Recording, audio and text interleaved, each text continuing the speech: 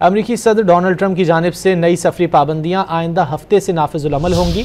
बरतानवी खबर एजेंसी के मुताबिक इन पाबंदियों से अफगानिस्तान और पाकिस्तान के शहरियों को अमरीका में दाखिले से रोके जाने का इम्कान है।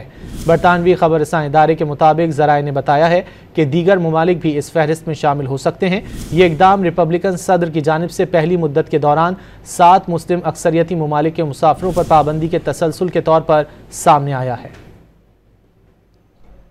अमरीकी सदर डोनाल्ड ट्रंप की जानिब से नई सफरी पाबंदियां आइंदा हफ्ते से नाफिजुल अमल होंगी। बरतानवी खबर एजेंसी के मुताबिक इन पाबंदियों से अफगानिस्तान और पाकिस्तान के शहरियों को अमरीका में दाखिले से रोके जाने का इम्कान है।